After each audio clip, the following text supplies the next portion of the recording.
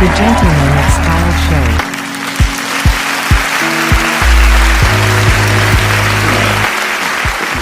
So we're back? Okay.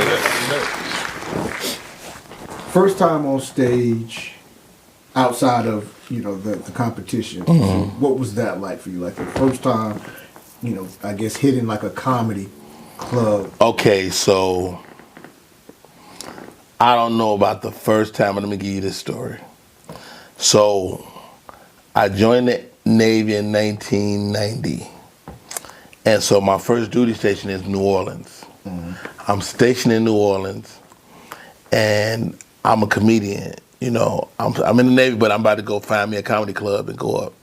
So I found the Gong Show. And I go to this little place, New Orleans. Hey, baby, come on in. Yeah, that's Now, when you say the Gong Show, you talk about the original Gong Show? It wasn't the original, but it was in a club. Okay. And when I tell you these Negroes gonged the hell out of me. Motherfucker picked up a big ass stick. Gong mine. Boom. And so I get gonged, and I'm like, man, I don't know about this comedy thing. Maybe this not for me. And the only time I ever quit in my career was that night. And I stopped comedy that night. And maybe 2 days later, I meet my best friend, Harry Ratchford. And Harry was just funny to me. So Harry's playing dominoes in our little common area against a Marine named PW. And Harry and PW was roasting, talking trash, both playing dominoes, roasting them. And Harry was real quiet. He said, PW, he said, your mouth look like they put a cherry bomb in there and said, fuck it, or something like that. He said, it looked like somebody threw a cherry bomb in your mouth and said, forget it, or something like that. They just blew his teeth all his pieces. And that was so funny to me. And I was like, dude, you should be a comedian. And Harry and I were roommates, and I brought him in the comedy world. So he and I became a part of a comedy team. So early in my career, Harry and I was a comedy team, and Harry now writes for Kevin Hart. I knew that name, yeah. So that's full circle. Kevin Hart blew up. Kevin Hart blew up crazy. How does that happen? I mean, did you I mean, follow that? I was there. I saw most of it. I remember thinking he was gone, and he wasn't gone yet. He gone now. What was the indication that when you said, "Oh, he gone"? What'd you see? I mean, he was booking movies and stuff, but he was booking movies, but he was doing still small parts. He wasn't starring in movies yet. Right. And I remember thinking he was gone then, but now when you do $100 million at the box office, it's another thing. You go, you ain't no looking back. And so, Kevin is, and he's still a great guy. He's still a great guy. Okay, that's good. That's good to know. He take care of all my friends. I say he just stole all my friends. Is that right? Harry is my friend. Joy Wells is my friend, and he took they are half of the Plastic Cup boys. But I mean, when I it was like maybe 7 years ago now, I had a stroke. And he helped me take care of my family. So that's a good dude. Shouts out to Kevin Hart. That's great guy. See, that stuff you don't know that people do. You think they just out there just living it up, which we know. I've seen him, stuff in interviews. He taking care of people, but you don't hear. Of course, face to face. Yeah. Really taking care of people. Oh, for sure. Man, that's good to hear, man. The other piece of it, for you to say it, sometimes people, they help you out, and they don't want the accolades, don't care about it. But sometimes it's great to hear somebody say something about it, so that it's from the heart, and that you. Oh, it's real. It's absolutely real. Right. So it's a great thing to have those real relationships, because most people, some relationships, of course, are just cameras. They're what you see out in public. It's Instagram, but then the friendships. Well, hold on. Don't make Kevin Hart look too good. First of all, Kevin Hart owed me money. Okay. Oh, is that right? So this happened many years ago. Okay. We all having Thanksgiving together. Harry's wife was a great cook. We would all eat and have dinner together and talk, to laugh and joke. And so we go bowl after dinner. Right. Okay. Of course, I'm the superior athlete. Okay. Now I know Kevin said that. I already know it. I don't even know Kevin, but I can hear Kevin saying something like, "You can't beat me." Now I'm exactly. Saying, he was talking trash, and I beat him in bowling, and we bet $100,000 that day. What? Now, neither one of us had $50. He owe you $100,000. He owe me $100,000. He owe you $100,000. I want my money, Kevin Hart. If you a man of your word, Hey, Kevin, that man need to get paid. No, I'm joking, man. But those were the good old times. I ain't joking. Good old Give days. my money. Get my money, man. Yeah, man. We take finder's fees here, so if he finally find that money for you, hey. Who knows? We might go viral over here. Yeah. Get us a Shannon Sharp going on over here.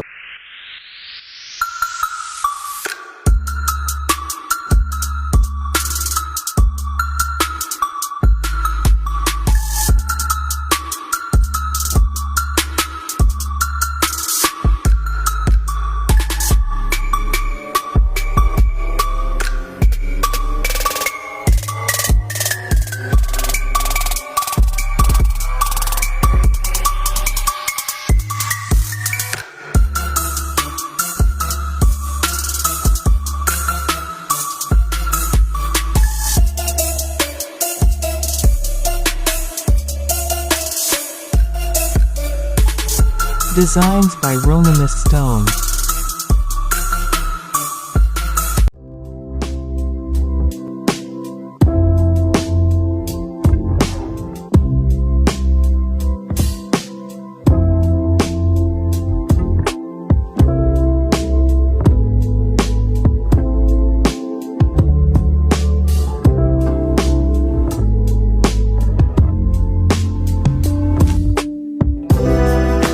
The 1229 collection is a classic line of products that brings your vision to life. So you've done a lot of things, like you said, Johnson's Family Vacation. You've done, the Tyler Perry movie, Big Happy Family. You've done, different things in terms of shows. Jamie Foxx had the. I got 75 different projects on my IMDb. Whoa. If not more. That's a lot. That is, first of all, that's impressive, and that you know It really is. that you have dedicated yourself to the craft to keep being able to book these movies. Of all the things that you've done so far, I know we'll exclude the Eddie Murphy part. Okay. What was one of the projects that you really, even to this day, it's like, I want to say it's your favorite, but it's that one thing that you. It's a few. I did a movie called Once Upon a Time in Detroit. It's on Tubi right now.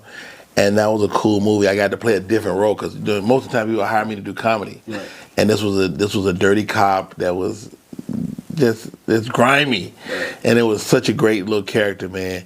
So my buddy Joe Blunt wrote, produced, and directed it, and I went up to Detroit. We shot this movie, and it was fun. It's called Once Upon a Time in Detroit. It's on Tubi right now. I produced and created a series called Creative Hustle with my friends out of Chicago. It's a comedy series, so we just shot season 2. That'll be up on Tubi real soon. And y'all shooting those here in Atlanta? We shot it in Chicago. In Chicago. Okay. But I mean, everything's different now, and these digital cameras, has really leveled the playing field. Right. Because 20 years ago, you had to shoot on film, and everything was way more expensive. And you can shoot a movie like y'all can shoot a movie today with what y'all got. Right. We coming. Yeah. I already know. Say no more. We coming. But that's in itself, and then it's the movies that you never will see. Like I did a movie in Philadelphia, and these dudes had money. These dudes had money. They called me. They hit me on Twitter at the time, and they pitched this movie to me. It was a gangster movie called The Broad Street Bullies. And Broad Street Bully was the old hockey team in Philly, but these gangsters called themselves the Broad Street Bullies. And man, I had some crazy scenes. I killed probably about 9 people in this movie myself. It was a crazy movie. And then the main producer get caught up on child support, and all of a sudden the movie just never got out. Oh, wow. So nobody ever seen it. So it'll come out one day when I blow up, and then that'll help them to get it out, right. Maybe. Right. Wow. Man, so your repertoire runs deep. Oh, I've been around. Well, do you have any upcoming projects that you're working on? Of course. I did a TV series called Cold and Windy. It got picked up for a second season. We just shot that. I just did a piece for Peacock that'll be coming out in the summer called The Other Olympic Games. and I did a role on that, and that's gonna be like TV. And last year, when there was a strike in the industry, I was working, man. Independent filmmakers were shooting movies, and all of us that you know. So one of my mentors is Clifton Powell. Oh yeah. And so I always ask Cliff. I said, Cliff, man, how you stay busy, man? He said, I don't turn down nothing. That brother been working since. And he don't turn down nothing. He worked constantly. He's a great actor. Yeah. And so if you can be that, you know. So me and him did a movie called Recession Proof. That's coming down the pipe as well. So you just work, man. You just work. You know. So is that one of the keys? Like when someone offers you something, just don't say no. Just do it. I mean, I have a quote. I have a quote, and if I read it and I like it, I'm probably gonna do it. Okay. And I'm looking for men that make a difference. Right. I want to play men that make a difference. Right. And so, I mean, do I draw the line? I ain't kissing nobody. You know, especially not no dude. Right. I try not to kiss no woman if I can help it, because my wife be acting funny. Right. Understand. Totally understand. But I just don't tell her. By the time she figured out, it's too late. It's too late. I was like, you kissed that girl? I was like, yeah, what? Two seconds. Okay. Yeah, but that's the nature of the beast. That's what we do. Right. Yeah. So let me ask you this: you're in the industry, and we're getting to the end of this right now. There's a real thing, and I'm touching on what you just said. Is it a real thing in the industry where, like, you know, they talk about trying to get you to wear a dress and all that type of stuff? Is that a real thing? I mean, this is where I look at it, man. It's like anything else. If you try to take a shortcut, that road has pitfalls. Right. The shortcut. So I'm an actor in Hollywood. It might take me 30 years to get where I want to go. Mm-hmm. But if I tried to take a shortcut 15 years ago, that shortcut could get your booty hole tore up. So Cat Williams was real about trying to keep that booty hole, that virgin hole. I don't know what that man talking about. I mean, ain't nobody trying to get me. That's all I know. But I think I'm just not cute enough. You know, if you're a cute ass dude, you might have a problem. You know, those of us with regular faces, nobody want us no way. Right. That's wild. Okay. Do you find, because I don't know what it is lately, everybody beefing with everybody, but do you find yourself looking at some of your comedic friends and say, hey man, let that go? Like, why y'all doing this? Or has it always been that going back and forth with each other? But I mean, now we're just seeing it. We still men. We still men and women. We still have issues with each other from time to time. Like anybody else. Like pastors be beefing. Gospel singers be beefing. But the reality is, like, say for instance, my buddy who's passed on now, his name was David Arnold. He had somebody steal a joke from him. And he took the guy and put him on the internet and put him on blast. I'm like, dude, why would you do that? Like, you just made him famous. Don't nobody know who the hell that guy is. Your platform made him famous. Like, why would you do that? And so that's the way I look at it. And I mean, I'm not that guy. I think it's kind of counterproductive to take that route. But Cat Williams proved to us that it does affect you. You know, if you go out to the right people at the top of the food chain and get some energy behind it, that could work in your favor. Like after the Cat Williams thing, I saw all my numbers go up, social media, on my numbers, and I'm not even in it. Right. But he rose the level of all the waters in the game, and so. Does it work? Yeah, it may work. It's just like a young comic, Rodney Perry. When I looked around and said I need to be an actor, you ask yourself, do I need to go? I need to have me some fake beef, and some of the beef be fake. You know, I just learned something the other day about, and this is in the marketing arena. It's a thing called hate marketing. It's where you say something that's so controversial that it draws all this attention to you. And if you have like a good media team or whatever like that, then there is no bad press. Right, there's no bad press, Yeah. but it puts you such a spotlight on you. All your stuff gets accelerated, and you get all these eyes on you. I think somebody said that the young lady with WNBA, the black girl, and they were saying that she was playing a villain. Somebody, Angela Reese. Yeah, they said she was playing a villain, and Angel Reese. Angel Reese. I don't think that she's naturally a villain. Like LeBron wasn't naturally a villain, and you step into that role, and that might not be comfortable for you. Right. And so it's got to be, you got to be comfortable in that space. Right. Yeah. I think the thing they forget about is she's still a young lady. When I say not the lady part, but the young part. Like Indeed, you're talking indeed, about true. Kids trying to step into these shoes. You get money fast, you get notoriety fast, but you're still a kid, and it takes away from some of the things. Sometimes we all think like especially you're young, you playing basketball, because most of the time when you're on the court, you're just competitive, so you might talk a little trash. That's the court part of it, but when Right. you leave the court, you ain't worried about that. But Social media gives us an exploded view of that. right. Yeah, agreed. So that becomes who you are because of that moment, that aspect. Yeah, One thing. true. So Yeah, I always, and people always look and they say, well, why is everybody always coming to her aid? Why wouldn't you? She's a young Right. black female. And I had like even dealing with young boys coming to my house, I had to realize that dude is still a kid. Right. Because you be wanting to choke a dude when you got a daughter. Yeah. But at the same time, I would want his parents to look out for my daughter if he was, at their house. If she was at their house. So I had to really change my paradigm. But I'm still a dad though. And that's the I bring him down to the basement and be like, sit down. What you looking for? You got guns on the table or not? I don't put no guns on the table. Okay. I just want to know what they looking for. What you looking for? Baseball bat? No. What do you want? And Mr. Perry, no, don't Mr. Perry me. What you want?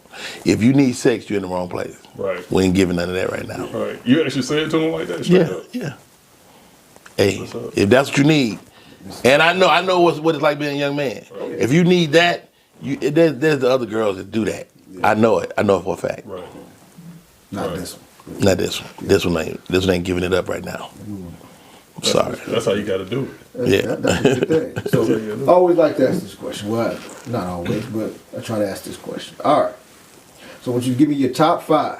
Okay. Top 5 what? Your top 5 rappers.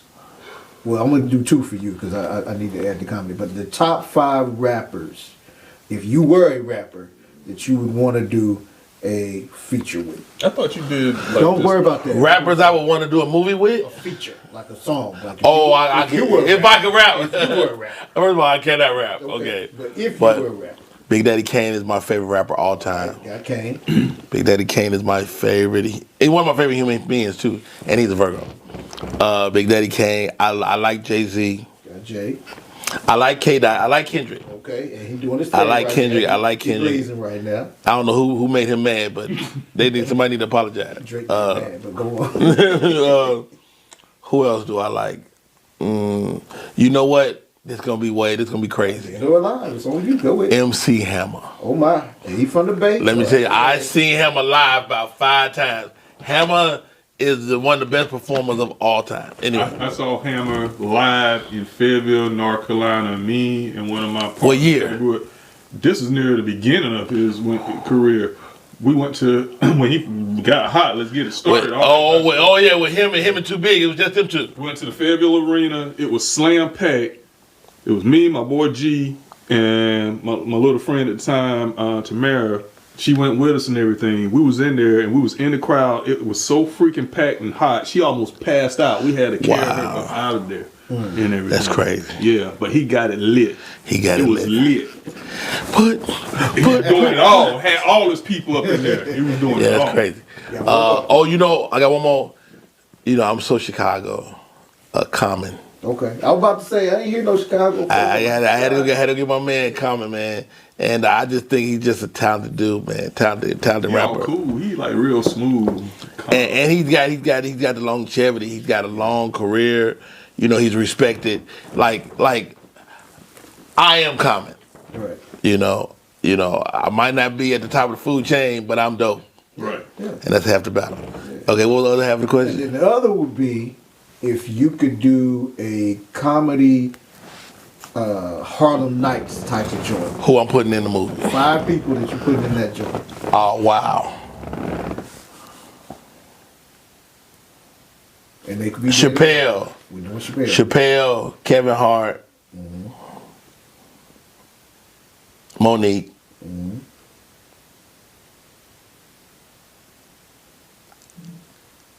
Tony Roberts. JB Smooth. JB Smooth. Ooh, JB Smooth. JB All right. Smooth. I like JB. Y'all heard it here. JB Y'all Smooth make makes me laugh. That boy tickles me. Yeah. Y'all heard it here. Y'all make that happen. But anyway. But yeah. Yeah, that's a good one. So we got everything we need. Yeah. That's about it. And I want to let you know I am so happy that you came here today. Yeah. Man, the studio is dope. The whole vibe is dope. I mean, y'all got to come. I don't know if y'all been here. What's the name of the studio? This is called Lou Bell Studio. Lou Bell, let me tell you something. This Over is there on the nice. wall right there. I see it. Lou and Bell, both of them. Hey, Lou. Yeah, I love it. Well done, guys. Yeah. Thank you for having me. And look, I don't take this stuff lightly because I know that y'all have a choice of who y'all talk to. And, you know, it's an honor and a privilege. Thank you. Thank you. Well, it's an honor and privilege for you to come. Because again, we do this, you know, not for the accolades or definitely not for the money, but we do it so hopefully somebody will see you and hear something you say. If it doesn't inspire them, it spark them, but it puts them on a path, whatever it does, but something positive that you might say will show them that they can be the same thing. Some young cat from Chicago, some young girl from Louisiana. Yeah, if I can do it, anybody can do it. Right. Yeah. So that's Some what- kid from Welch's Creek, North Carolina. Come on, Welch's Creek. Yeah. I like your bracelet. You know, I used to make these. My wife. Oh, that's nice. Yeah, I make these. That's real nice, right? Isn't it? That's serious. That's substantial right there. That's Cool little same piece. thing. I like that right Yeah, there. that is substantial. Yeah, I know she had to shine. I had to show my shine off. Well, my wife made these for me. Did she? She made these. Good for her. So yeah, she has her own custom shop, so she does a lot of. Oh wow, that's gangster. I like that. Appreciate that. So she, Come on, wife. yeah, she, Well she done. do her thing. So yeah. Yep. All right, That's guys. about it. Before that, We're going to, what? before you do that, Oh, yeah, before yeah, we get yeah. out of here, Right. this is your camera. Okay. Let folk know where they can find you. Anything that you got coming up that you want them to know, go for it. Hey, what up, y'all? It's your boy Rodney Perry, comedian extraordinaire. You can check me out on all social media, Rodney Perry Live. And remember to dream bigger. Yes. That's what's up. All right, take us on out, my man. Well, that's the show. We're about to get up out of here. But like we always like to say, there is no excuse for good taste. Because here at the Gentleman of Style show, we believe in better. Come on, y'all. You heard me sound. You heard me. That's it. Gentlemen of style. Yes, sir. Pleasure. Tracks on